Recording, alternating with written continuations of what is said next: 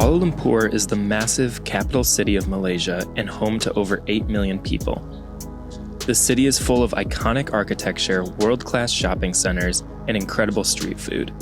But if you have a few extra days and want to get out of the city center, these are a few worthwhile day trips to significant religious sites. First is Batu Caves, the most important Hindu site outside of India, and I just so happened to be there during one of its largest celebrations. Then not far from the city center is Thean Hou Temple, one of the largest Chinese temples in Southeast Asia. And lastly is the Pink Mosque, a magnificent, brightly colored dome an hour outside of the city. It was a couple days full of surprise cultural experiences and awe-inspiring sights, and here's how it went. Good morning, guys, and welcome back to Kuala Lumpur.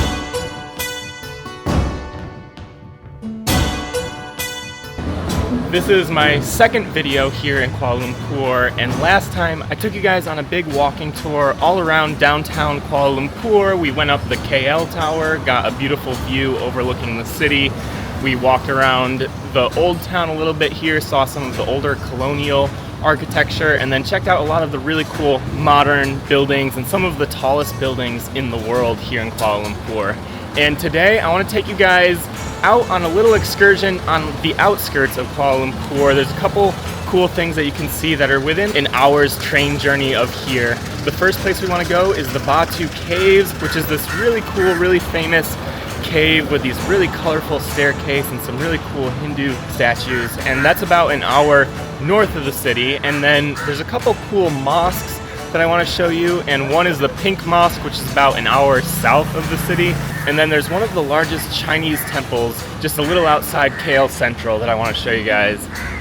So it's going to be a big day, a lot of traveling, a lot of going back and forth, but fortunately trains are super cheap here in Kuala Lumpur, so should be pretty affordable to get around to all these places. Just not sure how long it'll take to get to all these places. So yeah, let's head to the old Kuala Lumpur train station, and we're going to start by getting a train up north to Batu Caves.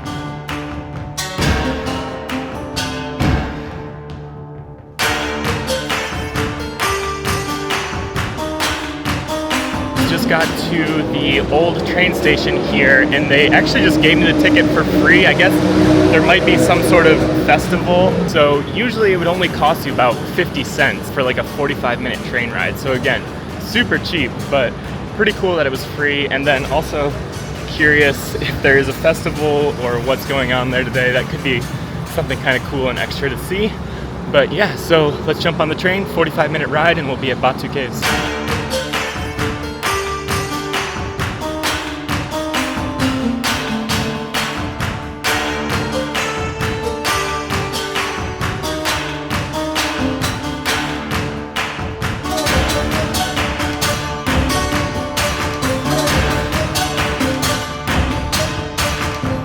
Alright guys, so I just got to Batu Caves, and I guess today is a massive holiday for the Hindus.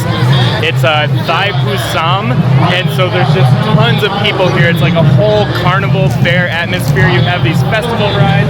Right now there's this parade going on behind me, and so I guess today is not going to be the best day to show you what Batu Caves is usually like, but this is a really unique experience being here during a holiday for the Hindus. So let's walk around and just see all the celebrations that are happening for Thean Hou.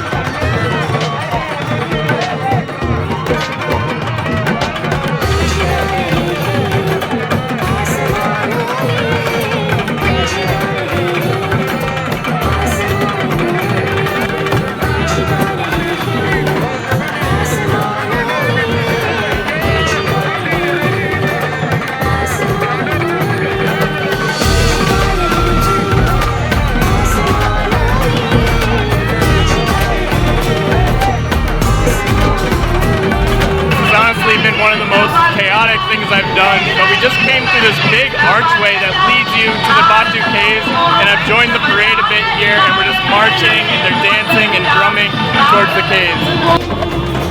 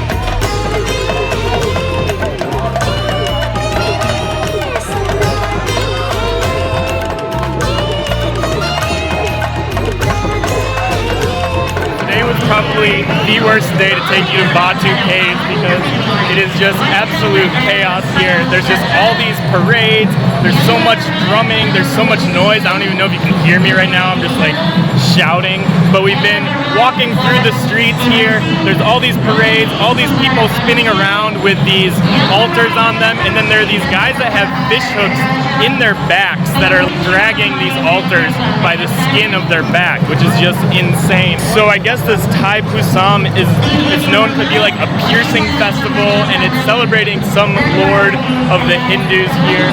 And so all of the Hindus in the Kuala Lumpur region are coming here to Batu Caves to celebrate, to give their offerings. There's a lot I don't understand about it, but it's just crazy, it's chaotic, it's really wild to see. But again, to actually show you what Batu Caves is like, it's probably not the best day for it because it is just chaos. And you have this massive golden Hindu god statue, and then you have these colorful rainbow stairs that take you up into the Batu Caves. And today the stairs are just packed with people, so I'm gonna try to work my way up into the caves to show you guys that, but who knows with this festival going on.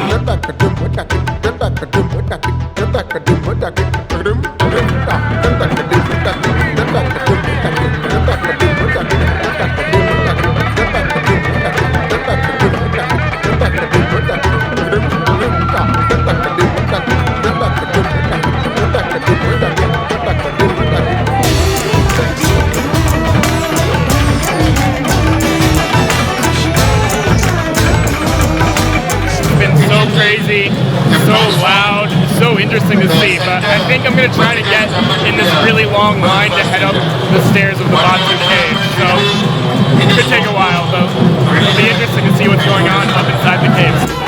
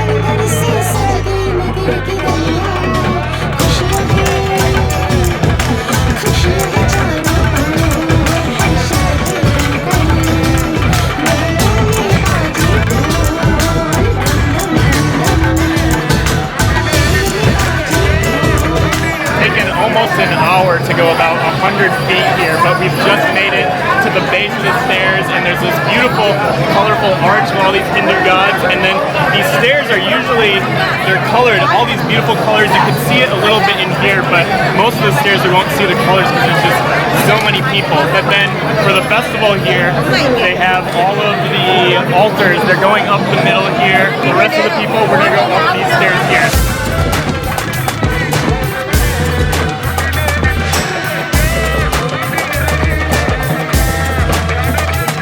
I don't know how some of these people are ever going to get their shoes back.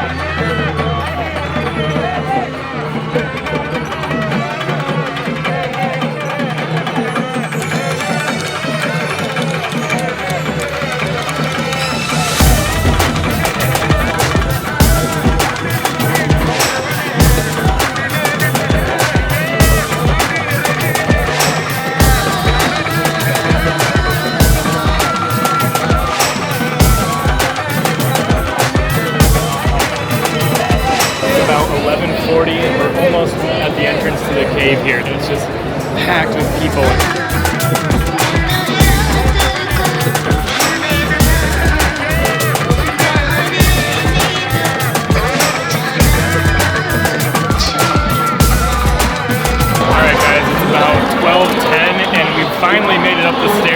I've spent about 2 hours in this massive crowd trying to get up to the caves here, but we've made it to these huge limestone caves of the Batu Caves here. And this is, in the late 1800s, they built some Hindu shrines here, and it's become one of the most popular Hindu shrines outside of India, and it's dedicated to the god Murugan. So let's head in here and check out some of these Hindu shrines, and then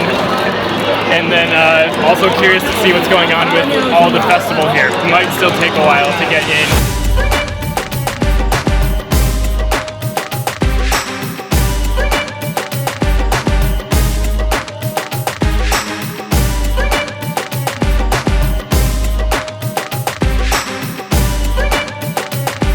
Alright guys, we've made it into the cave finally here, and right where the cave kind of opens up, there's this massive Hindu temple here, and I found that this has kind of been the bottleneck. So everyone that's been holding offerings on their head, they're heading in through the temple there and then up those stairs, and then in here it kind of finally opens up a little bit so we can just explore the caves and just check out some of the other shrines and some of the other things going on here. But again, just very crazy being here on one of the busiest days here in Batu Caves during the Thai Pasung ceremony. This is like the place that everyone comes for this festival. So anyways, let's walk around the caves a little bit and I'll show you guys a little bit of the temples and some of the shrines in here.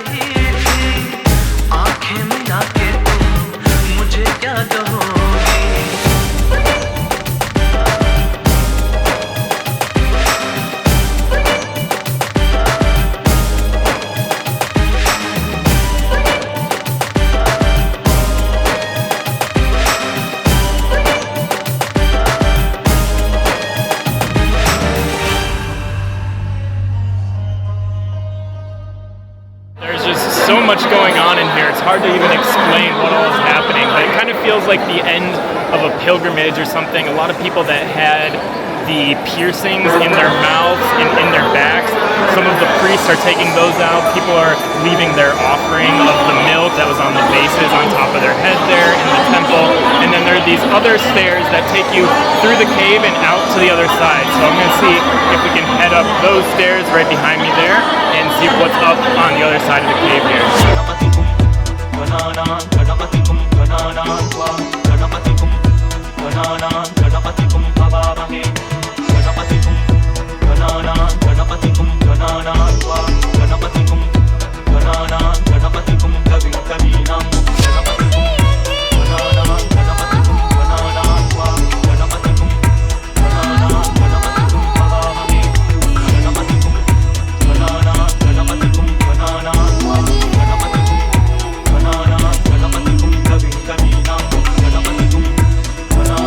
Just come up those stairs out the other side of the cave. The cave kind of opens up a little bit. You can see the sky, and then there's just this other little temple here, a couple more shrines, but it's a little bit more relaxed. Just some nice fresh air after just being so busy and so crazy in there and just packed with people. So yeah, let's walk around the outdoor part of the cave here and just check out some of the shrines.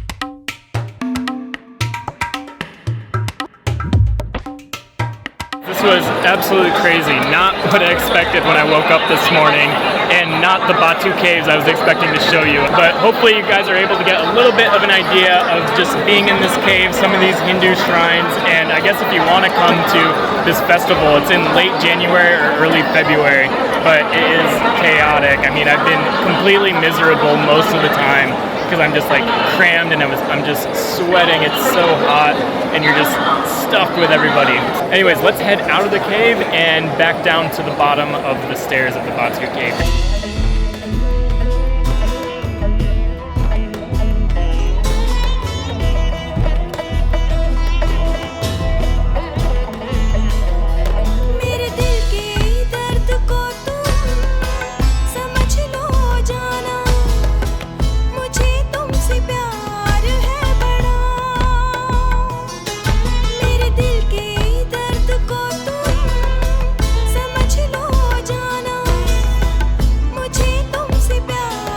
So I've just come down from the Batu Caves here, and the crowd is dying down a little bit. There's still a couple dances going on, and there's still a few people going up, but it wasn't nearly as crazy as it was when it took like 2 hours to get up the caves earlier. And down here, there's a couple more temples, so I just walked briefly through a couple of the temples here since the crowd has died down a bit.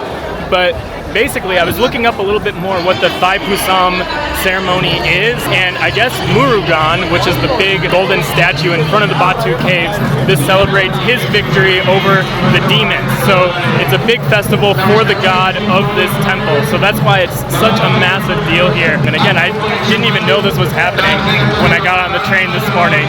So this is just a complete accident that I ended up being here. And again, I wasn't able to show you like all of Batu Caves that I wanted to, but I think this was way cooler experience for me, and hopefully you guys enjoyed it too. And it's so loud, I'm like shouting over the loudspeaker and the drums. I probably blew an eardrum today, but one of the most crazy things I've done so far on this trip at least. So anyways, I think I'm gonna try to head back to KL. I don't know if I'm gonna do the rest of the day tour today because I'm absolutely exhausted from the hours of waiting in the sun and in the line there to go up here. So let me head back to KL. I'm gonna regroup. Maybe I'll see you guys this afternoon, or I'll see you guys tomorrow morning.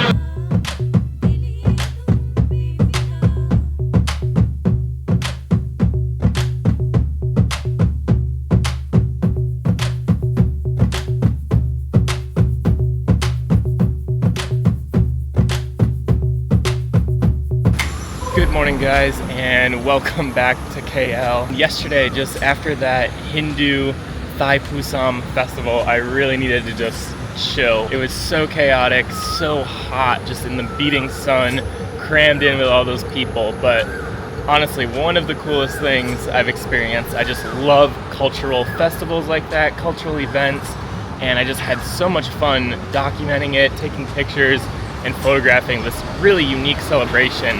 And again, I had no idea that was happening. Like, I was just going to show you guys the Batu Caves and had no idea all of that was happening. So today I have a big Chinese temple I want to show you. That's where we're heading now, the Thean Hou. So I'm just walking along the Klang River here, and it's probably just about 2 miles out of the Chinatown area. So a bit of a walk here, a little bit more in the outskirts of KL, and then the Pink Mosque this afternoon, and that one's a bit of a journey. So kind of glad I was able to break it up a little bit, just because it would have been a lot to fit everything in yesterday. Anyways, so yeah, let's head along the Klang River here and check out the big Chinese temple.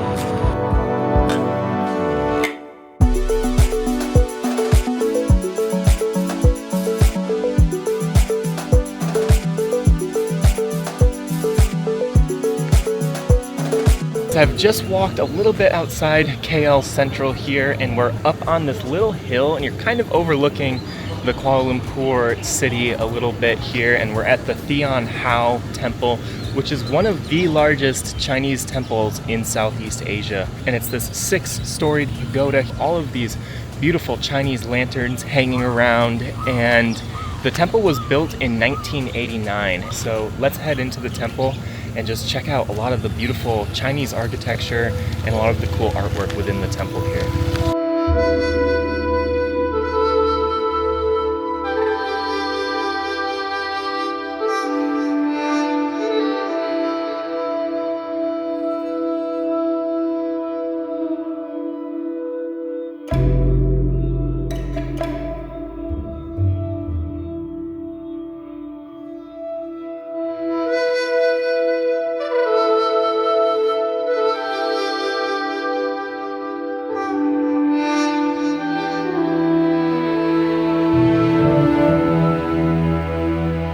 I've just come up to the 2nd story of the temple here, and we just have all of these really beautiful Chinese lanterns, and I'm not sure if it's because Chinese New Year is in just a couple weeks that they have all of these, or if they're here all the time, but it's so beautiful having all these lanterns.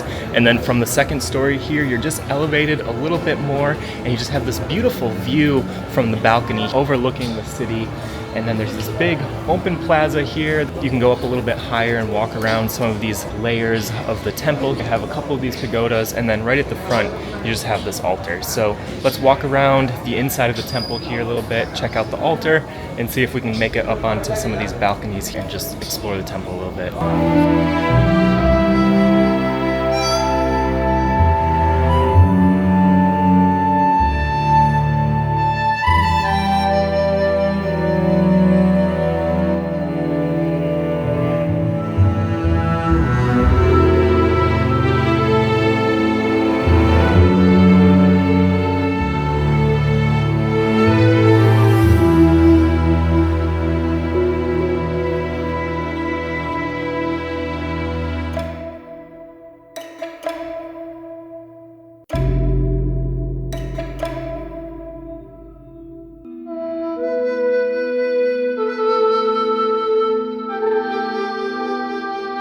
So I just went inside the temple a little bit, and there was a beautiful painted roof. You just had these beautiful blue designs and paintings to them, and then at the front you had these three altars mixing beliefs of Buddhism, Confucianism, and Taoism here. And then after going in the temple, I've come up to the roof of the temple here, and you just have these amazing views. You can see the Merdeka Tower, you can see the KL Tower, and again, just all of these red lanterns leading your gaze out towards the city of Kuala Lumpur. And then you have these just little pagodas here, and very, very cool architecture. And then on the top of the temple here, you just have these dragons that are on the corners. And then again, just being up on this hill overlooking all of KL has been really, really cool. So definitely worth checking out. And this temple is not too far out of KL. Like if you got a taxi, it'd probably just be about 10 minutes out of town here. So, but the next place we're gonna go is the Pink Mosque, and that's about an hour train ride away. So let's carry on with our day and head to Putrajaya, which is an outskirt neighborhood of Kuala Lumpur, and check out the Pink Mosque.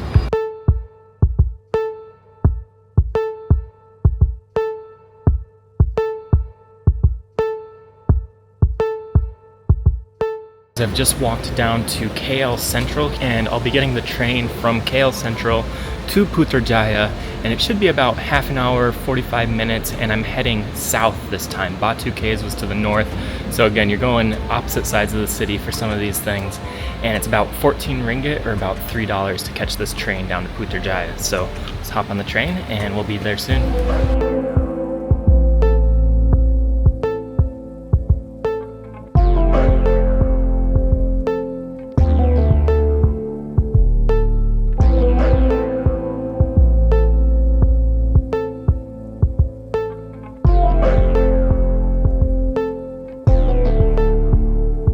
Admittedly, this was a little difficult to get to. There was like a pretty long train ride and then a confusing bus ride, and we still have about a 15-minute walk to the Putra Mosque here.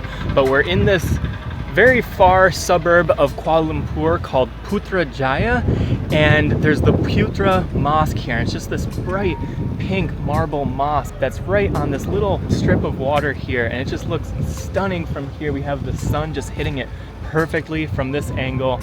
And yeah, I had never really heard or seen much of this. I was just looking up things to do in and around the KL area, like reasonable day trips, and I just saw this, and I'm super excited to explore this with you guys.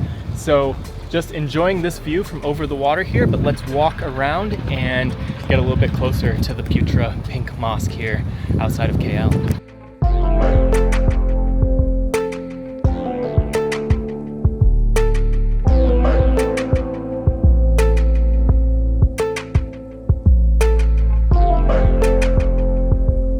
I've just walked along the Putrajaya lake a little bit here. There's a nice little bridge and then promenade that takes you right to the base of the Pink Mosque here. And the Pink Mosque was built in 1999 when this area, Putrajaya, was designated as the new administrative capital of Kuala Lumpur. So even right next to the mosque, that big green domed building that we saw is the Prime Minister's office. So a lot of the government function is now taking place down here in Putrajaya. So this was one of the first buildings built in this area in 1999. 1999 to bless this region for the Prime Minister. So it's actually Friday prayer right now, so I think they're doing some prayers. So let's head over there and see if we can go in, or we might have to wait till prayer is over to see the inside of the mosque. But again, the outside is just this beautiful pink rose granite, and you just have these very intricate designs on the roof of the mosque here. But yeah, let's head over there and see if we can go inside.